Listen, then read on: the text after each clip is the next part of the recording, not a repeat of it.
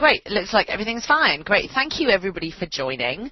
Let's get started. It's 10 o'clock. It's Tuesday, so Trading Tuesdays is going to begin. And what better place to start? Actually, I'm not going to start with Euro. Just bear with me one moment.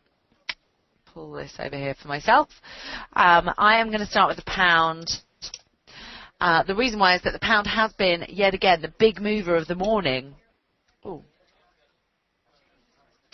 As we start a fresh week, just in terms of, where we are, potentially what what are the main themes of this week? Well, there's been a couple a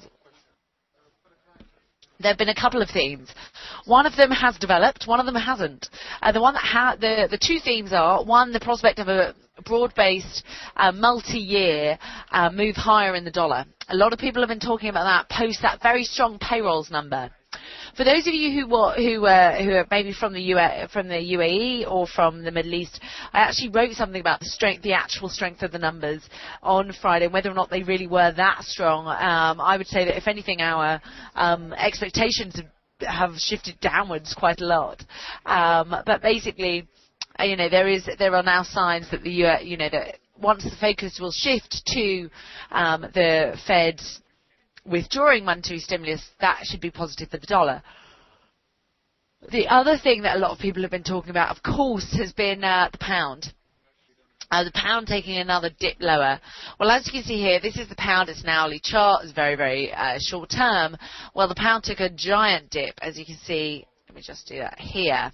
So what we've actually seen is that the weaker pound, a lot of people have been talking about that since last week when we saw that kind of fall below 150 at the end of last week. And that's happened, and it's extended losses, and we were now around about 148.5. Whereas the weaker dollar hasn't quite materialized yet, and actually the dollar index, the dollar on a broad-based basis, isn't falling that sharply. And we'll give you our reasons why, and I'll tell you why. It doesn't mean that all of a sudden that idea or that theme is no longer relevant. It just means that we've got slightly different, maybe a different time frame. So right now, the real sharp weakness in the pound, the pound is down is generally because it's what's on the market's mind at the moment. The pound and the Kiwi, surprisingly, are the two weakest currency performers in the G10 today. The euro is not fantastic, but the yen is the strongest. So the yen that everyone's been talking about as being this, as being a very as being on a multi-year downward trend, well, you could argue that it's having a pullback because dollar yen actually fell below 96 earlier. So let's take a look at this pound then. Where are we going and how do we look? I'm going to, just bear with you, I'm going to put up my RSI as well so we can just take a look at, where are the oversold. I'm going to get rid of the MACD if you don't mind. I know some of you will like it, and I can put it back on. But just bear with me here because I'm just showing you now, the pound has fallen very, very sharply. As you can see, momentum very much lower here. But we are moving towards oversold levels. Remember, on the RSI, 30 is oversold. Well, we're currently at 32.5. So we're very close to short-term oversold levels. So we wouldn't be surprised if we base somewhere around here, maybe around about that 148.40 to 50 mark. The main trigger for today's moves, so this move here on Friday, that was payrolls. This move here is on the back of weak industrial and manufacturing production data for January. So you might sit there and you may sit there and think, goodness, data in January is affecting the pound 2 months later. And that you'd make a really good point there, that the pound, industrial production and manufacturing data don't always have a huge impact on the pound in years past, right? So when, this time last year, people were very much seeing that as second-tier data. It is important, of course, but the PMIs are more important. But it just goes to show how quick people are to sell the pound, how it's kind of unrelenting, and how it's very related to domestic economic fundamentals and expectations of easing. So any weak economic data, even if in the past it's not really been a market-moving event, is having an impact on sterling. Sterling is incredibly sensitive at the moment, and the reason why is that now that we've got this kind of yet again another sign of weak economic data opens the way to more easing from the Bank of Japan, from the Bank of England, especially when the new governor comes in. He's not going to like what he sees. He's going to want to act on it. And that is one of the reasons probably why the RSI, yes, it may signal a short-term pullback, but we don't think in the long term it will. Take a look at those long-term indicators. Again, looking very oversold, but then the pound has been looking oversold for a while, really, from that fall through 150. So we're going much more on the technical side of things. Black Cat has just made a very good point saying it's like any excuse to dump the pound. I think that's very, very true. People are jumping on the trends, and, you know, as you can see here, this is a beautiful trend. It's really, really nice. You know, the pound is the weakest currency now in the G10. It's being sold off the most in the last kind of month. It's been sold off more so than the yen. It's a nice trend. People want to jump on trends. People like trends. And so basically, what do we do in this position now? So if you've missed that industrial production data, because maybe you sat there and thought, you know, like a lot of people would have, oh, you know, no one's really going to be selling that. Surely no one's really going to be watching too closely in the industrial production data. It's not even like the UK is a big industrial economy. That is very true. But, you know, those people who were looking at it, well, they've got a good, they had a good trade. So, what do you do from here? Well, my view is, or my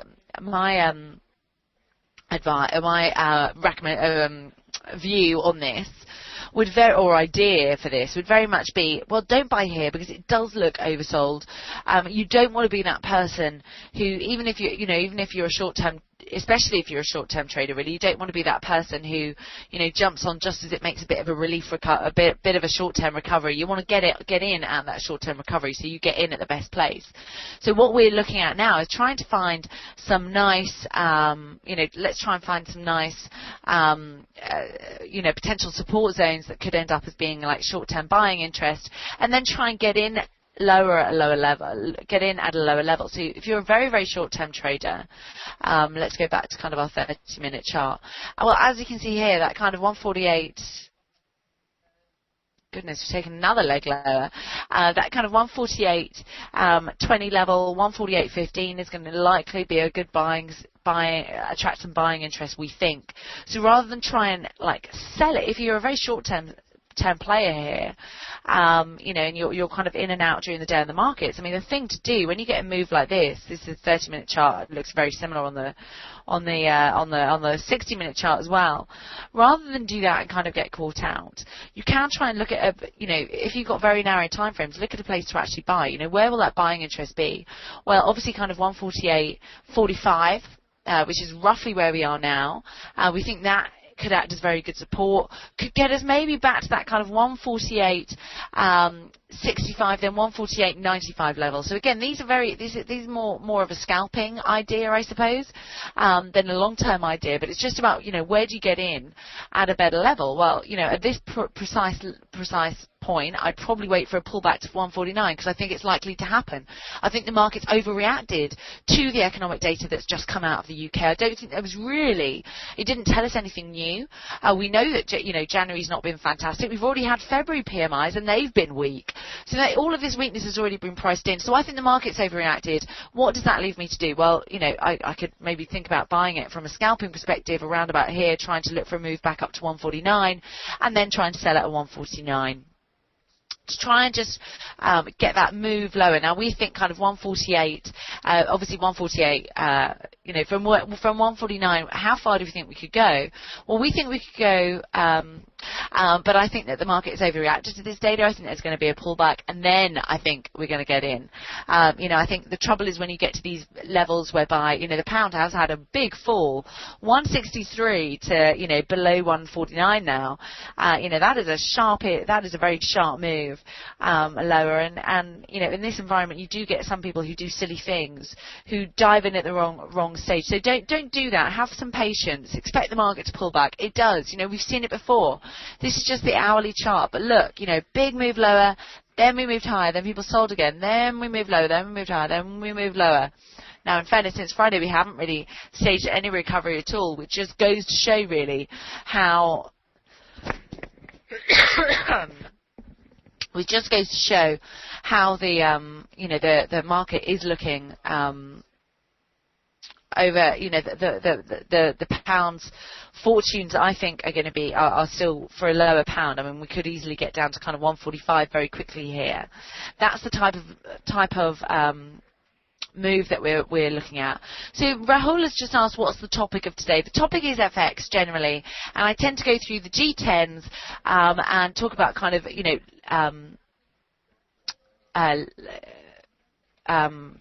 talk about kind of overall market themes.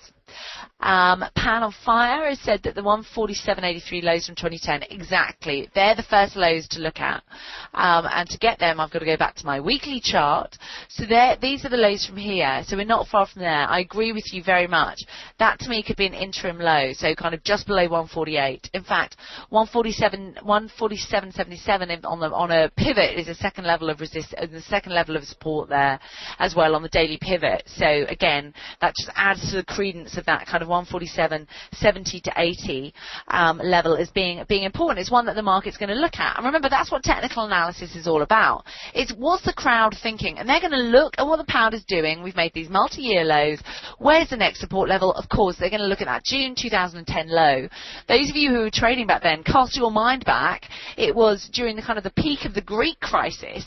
That was, that was kind of one of the things to look at there, and it's interesting just to think that we're still there now.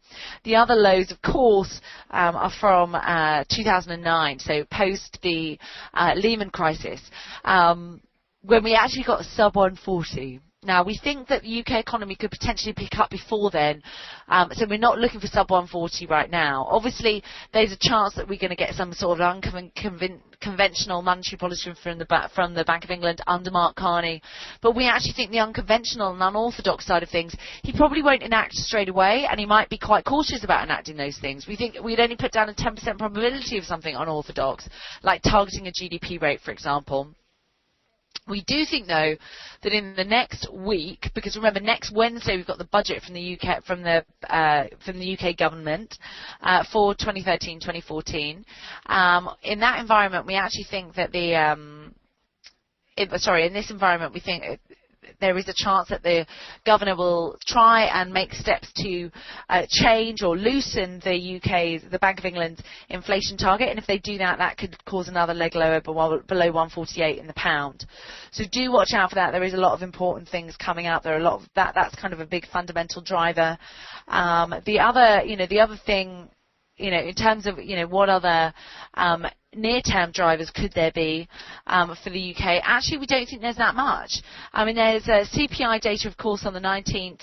That's next week. But in terms of what's for this week, well, we've kind of had it.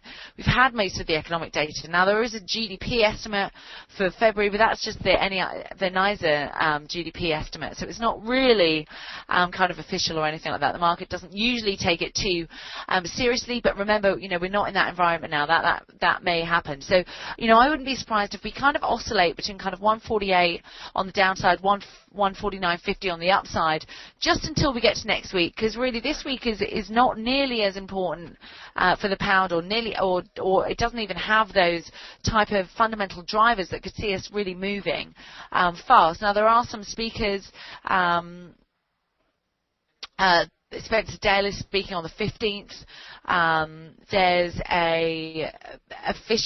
a pre-appointment hearing for Andrew Bailey tomorrow. And then added to that, there's the 2013 Q1 quarterly bulletin for the Bank of England on the 14th. That's Thursday. And again, we don't think that would really. We don't think that's really going to have a big impact. Okay, so the next.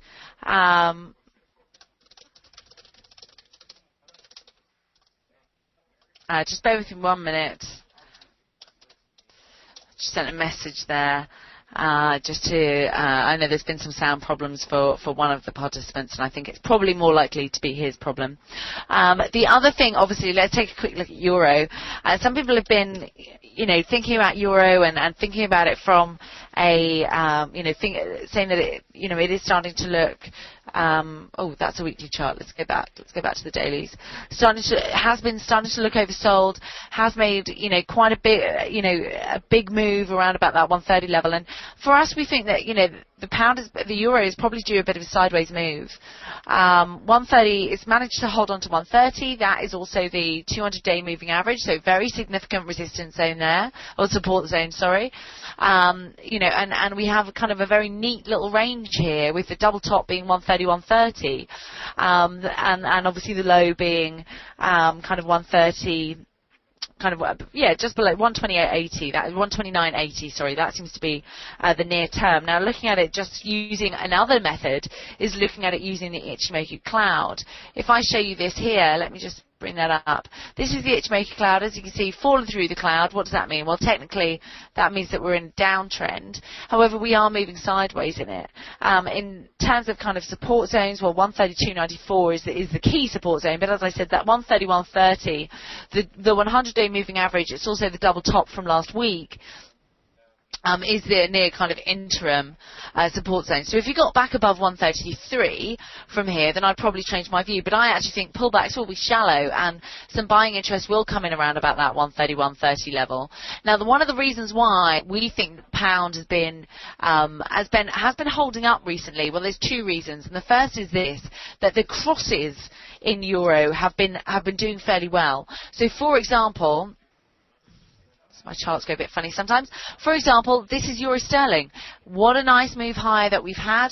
Continue to extend gains. This is the daily chart, so you just really want to look at kind of the extreme right-hand side here. Even on an hourly basis, still done very, very well. That weak data that I said in the pound has helped propel euro sterling higher. Now, I'm not necessarily sure. As I said, I think that the sell-off in the pound post that data was a bit too trigger happy. And again, we have made a bit of a top, as you can see, very, very long upper shadow there.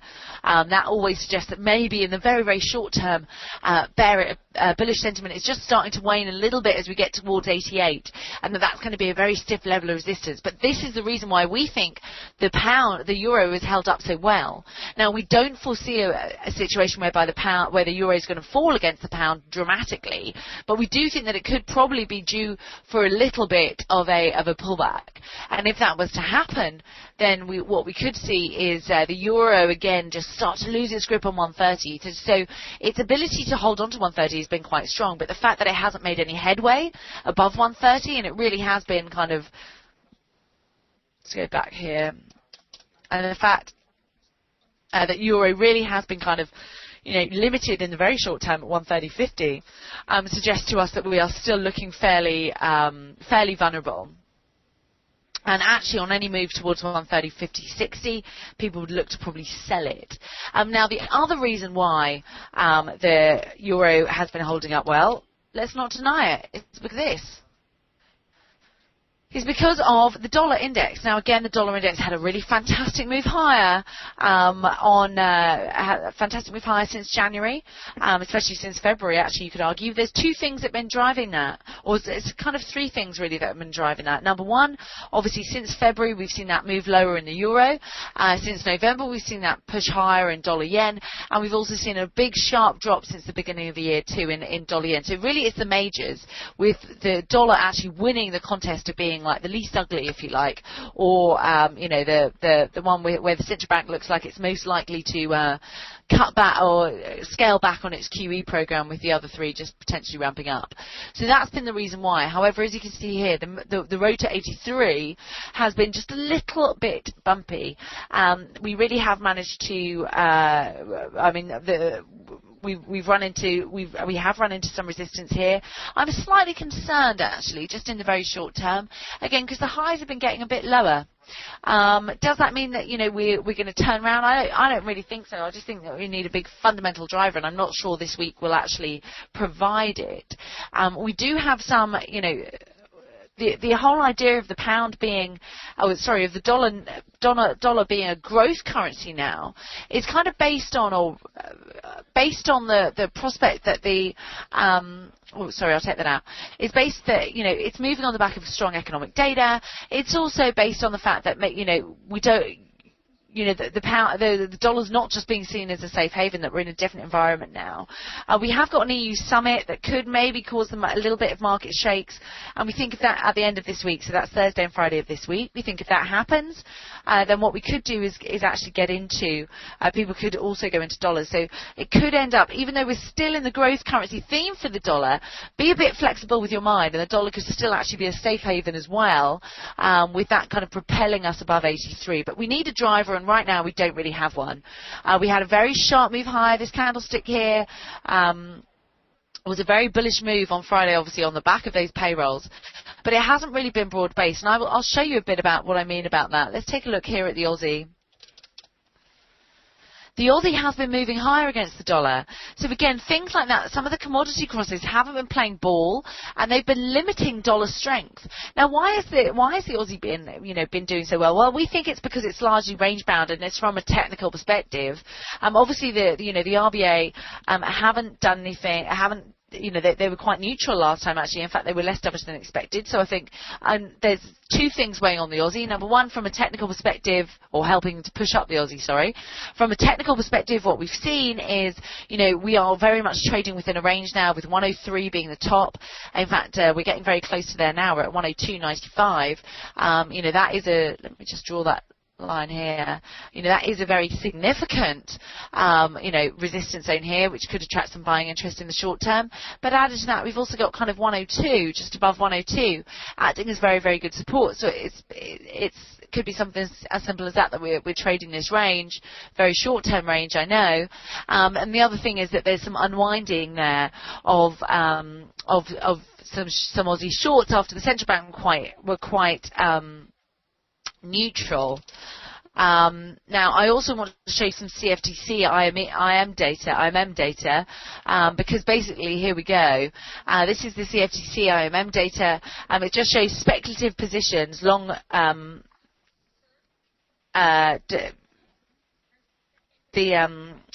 This is the CFTC data, which shows speculative positions in the Aussie, and as you can see, long speculative positions have been scaled back. So we're now round about, we're still in positive territory, but we did see that kind of fall. So the speculative community is getting out of the Aussie, funnily enough, but we think that's largely because they're getting out of the Aussie and back into the dollar. So Pan has just said, does the dollar index getting higher not correlate? Does it not correlate with the Aussie? Well, actually, what you would say is, the Aussie, I see what you mean, if you mean from like a growth currency perspective, and traditionally the Aussie has been considered a growth currency perspective. I think that's a good point. But I think the fact that the Aussie the dollar hasn't been moving higher against everything has also helped stimmy the dollar index. Because remember, the dollar index is a broad-based dollar. It measures the dollar's performance against a broad-based range of currencies in its biggest trading partners. So even though the largest trading partners are, of course, Euro, Japan, that type of thing, Aussie is still one. And of course, so are Canada and New Zealand to a small extent as well. So, if you do see weakness in the Aussie, that will have a small impact on dollar strength. But I see where you're going there about the Aussie being a growth currency, and if the dollar is as well, then surely they should be moving higher together. And I do agree with that. But obviously, because you are trading the Aussie against the dollar, it can get a bit confusing. Chandra Shekhar has just asked about Eurodollar and future days. I did just talk about that, and as I said, 130.50 to me. If we do see a bit of a short-term recovery in that, some people have been talking about how oversold Euro looks. We could actually get back towards 130.50 in the very short term, but for us that would be a selling opportunity. So we still think it's going lower. 128.80 is our short to medium term target. So this is what I'm talking about kind of with the Aussie. Now, one thing I do want to, when you're looking at the Aussie, for me, the better trade has actually been Aussie Kiwi. It's been more interesting. Let's take a look at it here. As you can see, nice move higher. The Aussie getting stronger than the Kiwi, which is a bit of a reversal from what we've been used to since kind of the, Q3 2012. As you can see here, nice low put in below 122, but we're also getting towards that 125 level, which could could be a bit sticky because it is a significant level. Added to that, guys, we've also got the RBNZ meeting tomorrow evening London time. So that takes place 8 p.m. London time tomorrow. For us, we actually think they're going to be quite hawkish. And the reason why is that they're worried about credit growth and they're worried about houses. So it really gives them absolutely no room in which to cut. Largely because also we did get some economic data out of New Zealand early this morning, or late last night, early this morning, about house prices. And the house prices actually increased by 1.6% in February. On a year-on-year basis, house prices are now rising 7.5%. Now that is a lot. Even though it's come back from the highs of kind of 20%, it still is a lot. It still suggests, the last time that was happening was when interest rates were at kind of 8.5% in 2007. And now interest rates are at 2.5%, which suggests that things could just get hotter and hotter and hotter, which is something that the RBNZ is going to want to avoid.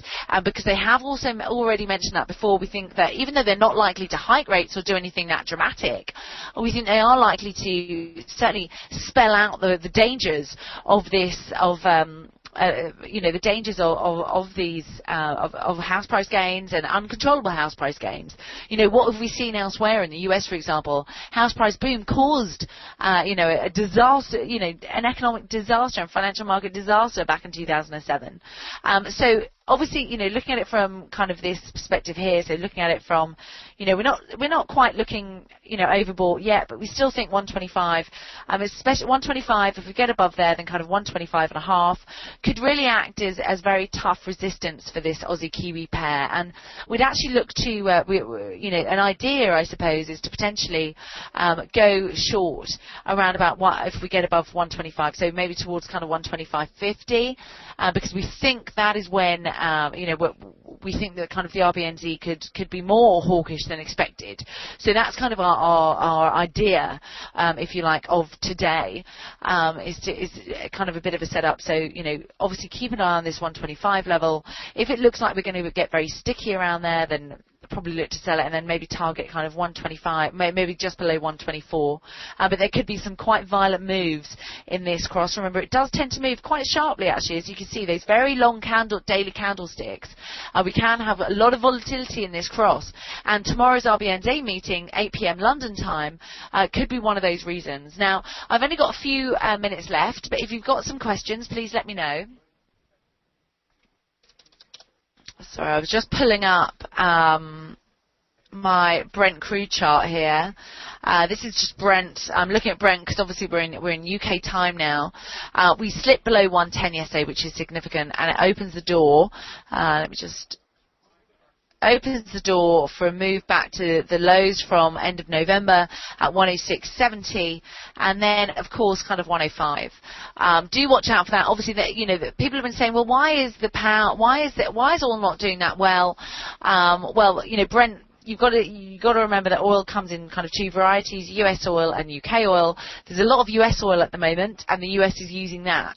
So even though the US economy is doing well, it's almost having a net negative impact on Brent, because the US is actually becoming a net exporter in oil. So it doesn't really need, the US economy, whether it does well or not, it can probably service its own oil needs. So Brent may not be reacting on that. Obviously, what Brent is reacting on is continued weakness in the Eurozone and also weakness in China. So we've seen this real kind of dichotomy in the two world's largest economies, which is another main theme that I think is worth exploring, and I'll certainly be looking into that closely. But you've got kind of the US doing very, very well, and then China not doing so well, and we saw that from the February data. Obviously, February data can be distorted a bit by Chinese New Year, so we're going to be watching it very, very closely. But there are concerns now that China is, and the authorities seem quite content at keeping the economy, I suppose cooler than it has been in many years. But they're certainly not worried about they're certainly still worried about, too much overheating. That's their chief concern, I think. So that's also weighing on Brent. But that move below 110, we're currently testing it around about kind of 109.85-ish. So, it's going to be a very, very sticky level. But if we do get like kind of a daily close below there tonight, say around below even 109.50, then I think it would open the way to this kind of 106, just below 107, 106.70 level. And then, of course, 105 being another key psychological critical level. So do watch out for that for Brent. Now, the other thing I want to show you very, very quickly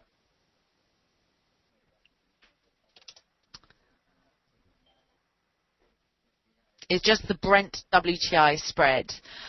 Those of you who do, let me just look at that. I've finished that there. This is just the Brent price minus the WTI price. Obviously, back in kind of November, we were at nearly $26. It was looking very stretched with Brent outperforming WTI.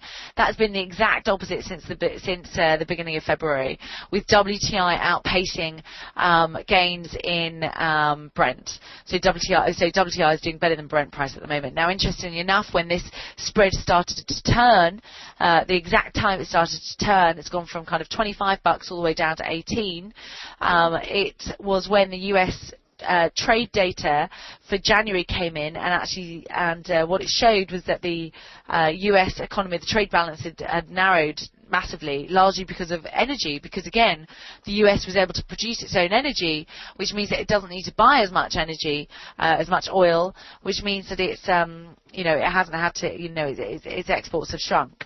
Now, there could be further to go. As you can see here, the low from like early January was kind of below 16, currently trading around $18. So there could be further to go. So that's just another interesting idea, something slightly different from the norm.